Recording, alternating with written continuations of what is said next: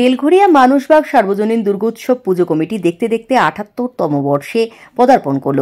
এবছর ৭৮তম বর্ষের পুজোর ভাবনা, পরিকল্পনা, উপস্থাপনা, তরঙ্গ। বেলঘরিয়া মানুষবাগ প্রতি বছরই নতুন নতুন ভাবনা, পরিকল্পনা ফুটিয়ে তোলেন।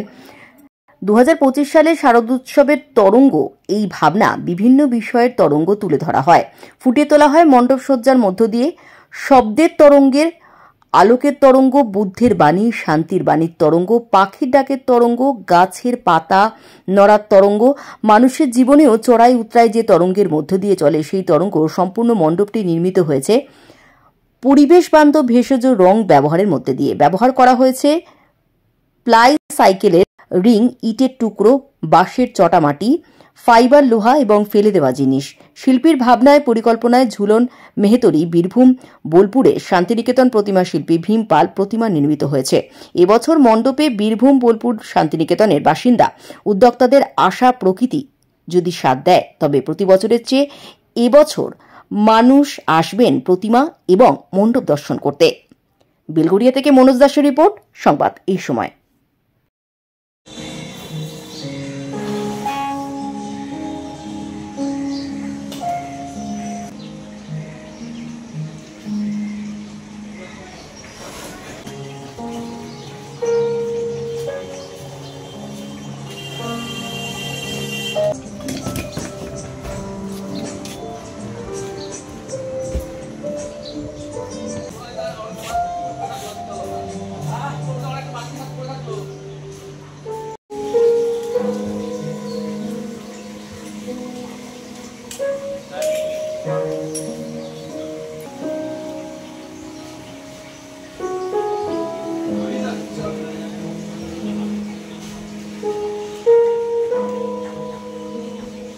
২০২৫ সালে মানুষবাগ সার্বজনীন দুর্গোৎসব পুজো কমিটি ৭৮তম বর্ষে পদার্পণ করলো।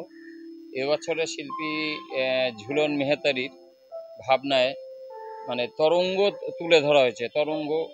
তরঙ্গ হচ্ছে ওয়েভ, মানে হচ্ছে শুধু জলেরই তরঙ্গ না, শব্দের তরঙ্গ, শক্তির তরঙ্গ, মন্ত্রের তরঙ্গ, আলোর তরঙ্গ, সব রকম তরঙ্গ এই মণ্ডপে তুলে ধরা হয়েছে এবং মণ্ডপটা সম্পূর্ণ পরিবেশ বান্ধব উপকরণ দিয়ে তৈরি করা হয়েছে। এখানে আর্টিফিশিয়াল কোনো উপকরণ ব্যবহার করা হয়নি, এইটাই বিশেষত্ব। হ্যাঁ, যেটা মণ্ডপের তৈরির জন্য যেটা ব্যবহার করা হয়েছে, বাঁশের চটা, যেটা বেড়া যেটাকে বলি, তারপর মাটি, তারপর হচ্ছে লোহা, তারপর হচ্ছে কাঠ, প্লাই, তারপর হচ্ছে ইটের টুকরো, এরকম বিভিন্ন রকম পরিবেশ বান্ধব, মানে যে পরিবেশ ক্ষতি করে এমন কোনো বস্তু এই মণ্ডপে ব্যবহার করা হয়নি। আমাদের সত্যি কথা বলতে আমাদের যে ব্যাপক ক্ষতি হয়েছে, মানে কাজটা আটকে গেছে। আমাদের এখানে তো এই রাস্তায় জল ওঠে, জলটা নেমে গেছে ঠিকই, কিন্তু কাজটা তো হেল্ড আপ হয়েছে প্রায় ৩৬ ঘন্টার মতো, যার জন্য আমরা একটু পিছিয়ে গেছি। যাই হোক, বেশি পরিমাণ লোক লাগিয়ে আগামীকাল আমাদের উদ্বোধন, মানে আগামীকাল হচ্ছে ২৫শে সেপ্টেম্বর সন্ধ্যা ৭:৩০টায়। আশা করি আমরা আজকে রাত্রেই সবকিছু কমপ্লিট করে দেবো। খুবই দুঃখিত, কারণ হচ্ছে সারা বছর মানুষ, দর্শনার্থীরা এই দুর্গাপুজো বাঙালির প্রধান উৎসবের জন্য তাকিয়ে থাকে, এই ৫ দিনের জন্য। সেখানে যদি কোনো বড় মণ্ডপ, ছোট মণ্ডপ, যেটাই যদি ক্ষতিগ্রস্ত হয় প্রাকৃতিক বিপর্যয়ে, সেটা খুবই দুঃখের। মানুষের কাছে বার্তা এটাই দেবো যে পরিবেশ বান্ধব উপকরণ দিয়ে মণ্ডপ, প্রতিমা এগুলো তৈরি করা হোক, কারণ বিশ্বে যে আমাদের প্রাকৃতিক বিপর্যয় চলছে তার জন্য মানুষই দায়ী। আমরা চেষ্টা করছি যতটা সম্ভব হচ্ছে পরিবেশ বান্ধব উপকরণ দিয়ে এই সব সকল হচ্ছে উৎসব উপস্থাপনা করতে। এই ভাবনাটা এই প্যান্ডেলের মধ্যে, আপনার এই থিমটার মধ্যে সব কিছুতে একটা ওয়েভ আপনি দেখতে পারবেন। সেটা জলের তরঙ্গ হতে পারে, কোনো সাউন্ডের তরঙ্গ হতে পারে, মানে তরঙ্গ তো একরকম হয় না, তরঙ্গ বিভিন্ন রকমের তরঙ্গ হয়। সেই তরঙ্গ, সেই ইয়েটাই আমরা তুলে ধরেছি এই প্যান্ডেলের মধ্যে। কতদিন ধরে কাজ করলেন?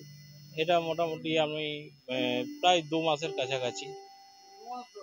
প্রচুর সমস্যার মধ্যে পড়েছি, মানে এই বৃষ্টি, তার মধ্যে এই এত বড় একটা কাজ তোলা, বিশাল একটা প্রচুর চাপের মধ্যে ছিলাম।